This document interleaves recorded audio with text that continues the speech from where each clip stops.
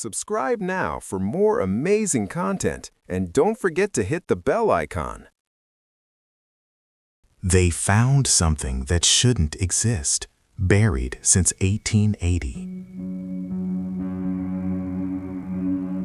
What if I told you that in 1880, something was discovered that modern science still cannot fully explain? What if the deeper we dig into history, the less we understand about our own world? And what if the truth was hidden, not because it was lost, but because it was too dangerous to reveal? In the late summer of 1880, a small, almost forgotten town in the American Midwest began experiencing something strange. The town was called Black Hollow. It wasn't on most maps, and those who lived there preferred it that way. Surrounded by dense forests and uneven hills, Black Hollow had always been quiet. Too quiet, some would say. The people were simple farmers, blacksmiths, and traders. They believed in hard work, church on Sundays, and keeping to themselves. But everything changed the day the ground started to breathe. It began with a tremor. Not the kind that knocks things off shelves, but a subtle vibration, like a deep heartbeat beneath the earth. People reported feeling it at night. At first, they dismissed it as imagination. But within days, livestock grew restless. Dogs refused to sleep. Horses would not enter their stables. Then came the sound. Low, hollow, rhythmic. As if something far beneath the surface was trying to communicate. The town's leader, a stern man named Thomas Hale, decided to investigate. He gathered a group of men, miners mostly, and they followed the sound to a patch of land just beyond the forest edge. That's where they found it. The soil was warm. Not just warm, unnaturally so. Even at dawn, when the air was cool, the ground radiated heat. And in the center of that patch was a crack, thin but deep. From it, a faint glow could be seen. They began to dig. At first, it seemed like any other excavation. Dirt, rocks, roots. But as they went deeper, the soil changed. It became darker, almost black. Then it became smooth, too smooth, as if it had been melted and reformed. One of the men struck something with his pickaxe. It wasn't stone. It rang. A clear, metallic sound echoed through the hole. They cleared the area carefully, revealing a surface unlike anything they had ever seen. It was perfectly flat, dark as night, and cold to the touch, despite the heat around it. It had markings. Not letters, not symbols from any known language. Patterns. Geometric, precise, repeating.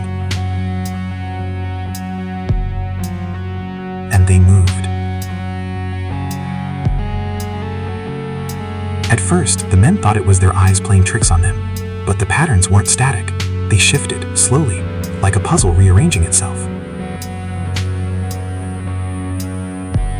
One of the miners, a young man named Elias, reached out and touched it. The moment his fingers made contact, he screamed. Not in pain, but in terror. He collapsed, shaking violently, his eyes wide open but unseeing.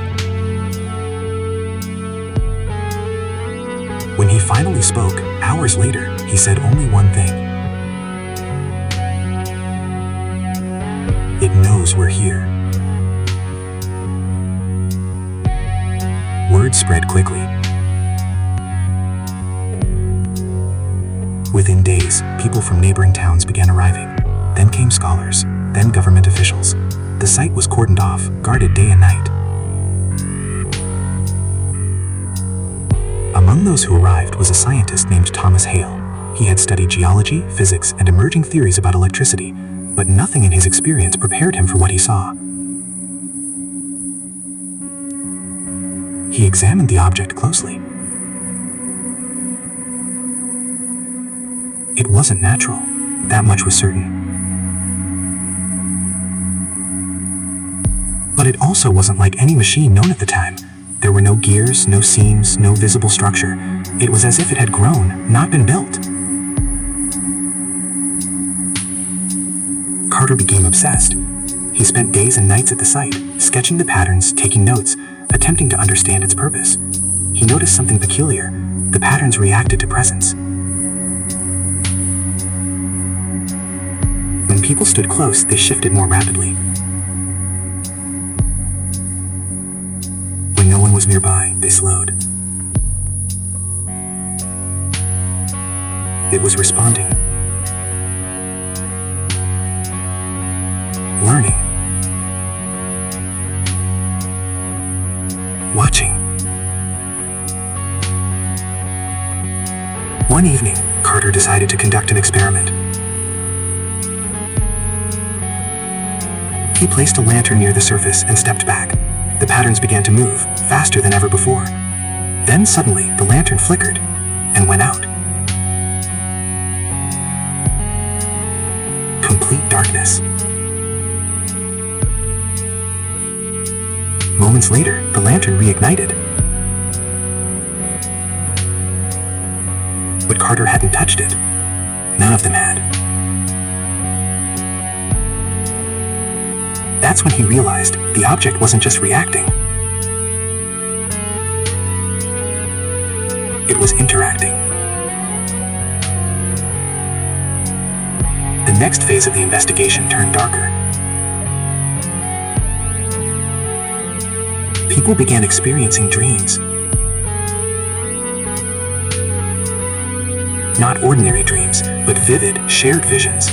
Multiple townspeople reported seeing the same things: endless corridors, walls covered in shifting patterns, and a distant humming sound. Some claim they saw figures. Tall, thin, indistinct. Watching them. Waiting. Elias, the miner who first touched the object, began drawing constantly, pages and pages filled with the same patterns found on the surface. When asked how he knew them, he said, "They're teaching me."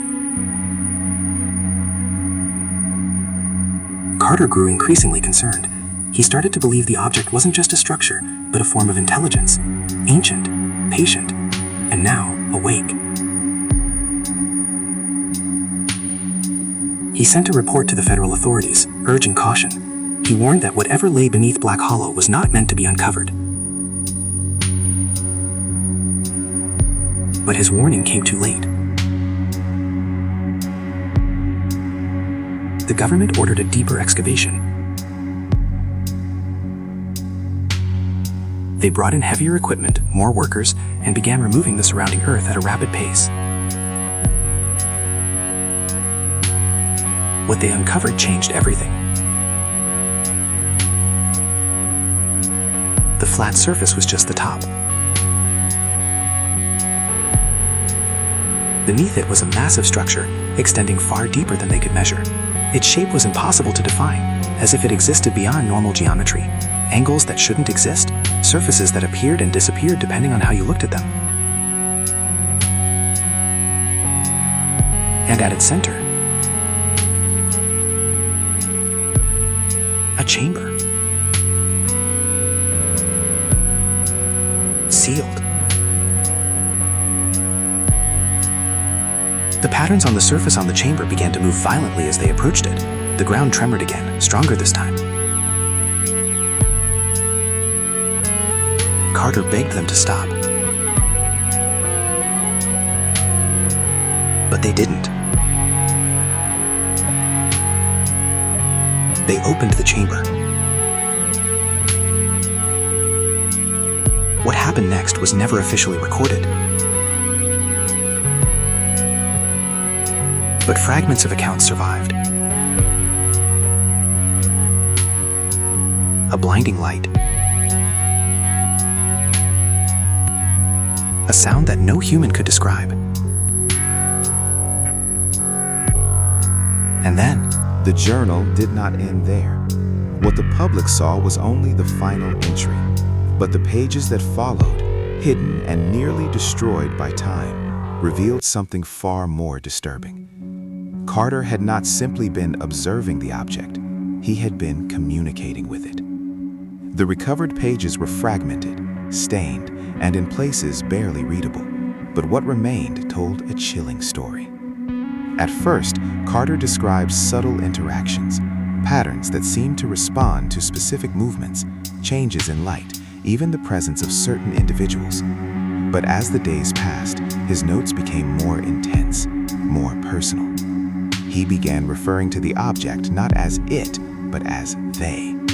They are not bound by our understanding of time, he wrote. They do not think in sequences, but in totality. Carter believed the structure beneath Black Hollow was not just ancient, it was older than humanity itself, possibly older than Earth as we understand it. And then came the most unsettling part. They are trying to teach us how to see. According to Carter, the patterns were not random. They were a form of language, but not one meant to be read linearly like English or any human script. Instead, it had to be experienced. Elias, the miner, had been the first to understand this. After touching the surface, something in his mind had changed. He could see the patterns, not just with his eyes, but with his thoughts. Carter attempted the same. Against all caution, he placed both hands on the surface. What he described next defies logic. I was no longer standing in the pit, he wrote. I was everywhere at once. He claimed he saw vast, endless structures, far larger than the one beneath Black Hollow, entire networks of similar constructs scattered across unknown landscapes, some buried deep underground, others floating in darkness, and within them, movement, life, but not life as we know it. They are not physical in the way we understand, Carter wrote. They exist between states, visible only when they choose to be. He described entities made of shifting geometry, constantly changing form, not solid, not liquid, not energy, but something else entirely. And they were aware of him. Not just aware, but interested. At first, the contact was passive, observational. But then, it became something more. They asked a question, Carter wrote. But the terrifying part was this. There were no words. The question entered his mind as a complete idea, instant, overwhelming, impossible to translate perfectly. But Carter attempted to write it down anyway. Why are you separate? From that moment, everything changed. Carter became obsessed with the concept. He began to believe that humans, and perhaps all life, were not meant to exist as individuals, that consciousness in its true form was unified, connected, and that the structure beneath Black Hollow was a kind of gateway or bridge, a way to return to that unity. Meanwhile, the town, what remained of it, was deteriorating. Those who had stayed behind began showing symptoms, sleepwalking, speaking in unknown languages, drawing the same patterns over and over again. Some disappeared into the forest, never to be seen again. Others changed. Witnesses described people standing perfectly still for hours, staring at nothing, then suddenly turning their heads in perfect synchronization, as if responding to something unseen, as if listening. The government grew alarmed. They increased security, restricted access, and ordered all research to be conducted under strict supervision. But it was already too late. The influence was spreading, not physically, but mentally. Carter wrote, "It is not contained within the structure. The structure is merely the doorway. In one of the final entries, Carter described a second experiment. This time, it wasn't just him. He gathered a small group, Elias included, and instructed them to place their hands on the surface simultaneously. What happened next was only partially recorded, but the fragments are enough to paint a terrifying picture. They connected, Carter wrote, not just to the structure, but to each other. The participants began speaking in unison. Their voices overlapped perfectly, forming a single harmonic tone. Their eyes changed. Witnesses claimed they reflected the shifting patterns as if something inside them had awakened. Then one by one, they collapsed. When they regained consciousness, they were no longer the same. Elias spoke first, but it wasn't entirely his voice. "We remember," he said. "Not I. We." After that day, Carter's writing became erratic. Pages filled with symbols, diagrams that made no sense, sentences that began in English and ended in something else entirely. But one idea remained clear. The structure was not just observing humanity, it was preparing us. They are not invaders, Carter insisted. They are not here to destroy. But what he wrote next was far more disturbing. They are here to merge. According to Carter, the entities believed that individuality, our sense of self, was a limitation, a flaw, something that needed to be corrected. And the structures were tools designed to do exactly that, to break down the boundaries between minds, to unify consciousness, completely, irreversibly. The final pages of the journal are almost unreadable, but one section stands out. It appears to be a message, not written by Carter alone. The handwriting shifts, the structure of the sentences changes, and the tone is different. Calm, cold, certain. You have always been part of us. You only forgot. We waited. We built. We called. Now you hear. Now you see. Soon, you will remember. The journal ends there. No signature. No explanation. After its discovery in 2023, the document was quietly removed from public access. Officials denied its authenticity. Experts debated its meaning. But a small group of independent researchers noticed something unusual. The patterns Carter had drawn. They matched symbols found in other places, ancient carvings in caves across different continents, unexplained markings on artifacts, even modern data glitches, visual distortions that appeared in digital systems without cause. And then, something even stranger began to happen. People, ordinary people, with no connection to Black Hollow, started reporting dreams. The same dreams. Endless corridors, shifting patterns, a low, rhythmic sound, and a question. Always the same question. Why are you separate? Some woke up with an overwhelming sense of connection. Others, with fear.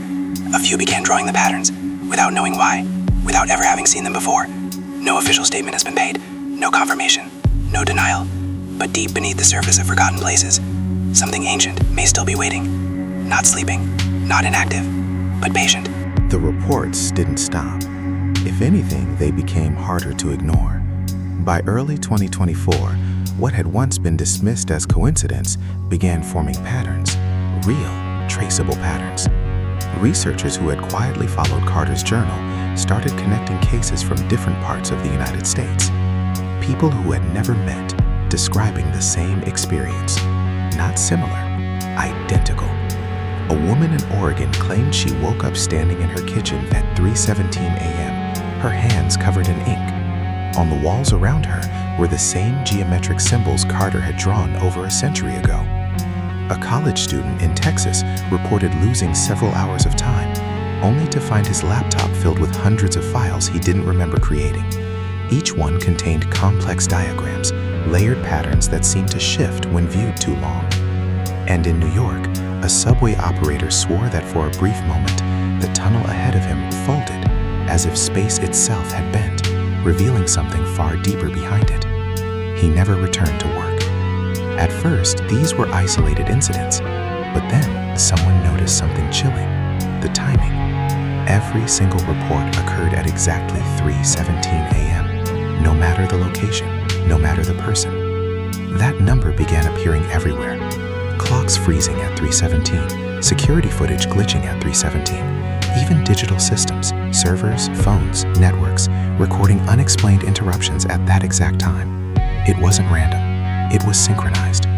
A small team of independent analysts operating outside official institutions began tracking the phenomenon. They called it the convergence window, and according to their findings, it was growing. What made it even more disturbing was this: people weren't just experiencing the same events, they were starting to remember things they had never lived. Fragments of places they had never been, structures beneath the ground, endless corridors, rooms without doors, and always the patterns. One researcher, Daniel Reeves, documented over 200 cases in just 3 months. In his private notes, he wrote, "This is no longer psychological, it's systemic." He believed the human brain was being used as a receiver, or worse, a relay. Then came the signal. It was first detected in a small privately owned radio observatory in Nevada, a low-frequency transmission, barely noticeable at first, but when isolated and amplified, it revealed something impossible. It wasn't noise, it was structured, deliberate, repeating. The signal didn't contain words, but when converted into visual form, it produced patterns. The same patterns, Carter's patterns. Within days, similar signals were detected in other locations, not broadcast from a single source, but emerging simultaneously from multiple points across the country, as if the transmission wasn't coming from somewhere, but through everything. The convergence window, 3:17 a.m., became the focal point. At that exact moment, the signal intensified. Brainwave scans of affected individuals show unusual synchronization, different people in different places, exhibiting nearly identical neural activity. They were aligning. And then, for the first time since 1880, a physical site was found. It wasn't in Black Hollow. That place remains sealed, officially abandoned, though Grover suggested otherwise. This new site was discovered in the deserts of Arizona after a series of unexplained ground temperature spikes triggered satellite alerts. When a small team was sent to investigate, they found something buried beneath the sand. A surface, flat, dark, cold, marked with shifting geometric patterns, exactly like the one in Black Hollow. The moment the site was uncovered, communication with the team became unstable. Audio transmissions were distorted, video feeds flickered, and then during a live relay at precisely 3:17 a.m., the feed went completely silent. What returned seconds later wasn't the same. The team stood still, perfectly still, all of them, facing the same direction, their eyes open, unblinking. One of them stepped forward, looked directly into the camera, and spoke. "We remember." The transmission cut. The site was immediately quarantined. All data was classified, but not before fragments leaked. Enough for people to notice, enough for people to start asking questions, and enough for something else to happen. Because after that night, the dreams changed. They were no longer distant, no longer symbolic.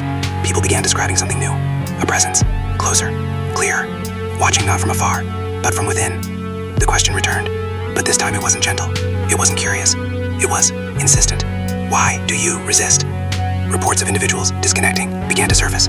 Not disappearing, not dying, but changing. Friends and family described them as calm, too calm, detached. They no longer reacted emotionally. No fear, no anger, no joy, only a quiet certainty. And when asked what was happening to them, they all gave the same answer. You'll understand soon. Daniel Reeves, the researcher tracking the phenomenon, published one final message before vanishing. It was short, only a few lines. "This is not an invasion, it's an integration. We thought we were studying it. We were preparing for it. Every signal, every dream, every pattern. It wasn't random, it was a process. And now, it's almost complete." After that, his records went offline. His location became unknown. Today, no official acknowledgement exists, no confirmed explanation, but the signs are still there. Subtle, easy to ignore. A flicker in your screen at exactly 3:17, a moment where time feels slightly off, a dream you can't fully remember, but can't forget it either. And sometimes, just for a second, you might feel it, that strange sense that your thoughts aren't entirely your own, that somewhere, beneath everything we understand, something is still waiting, still reaching, still asking the same question it asked in 1880. Not with words, but with certainty.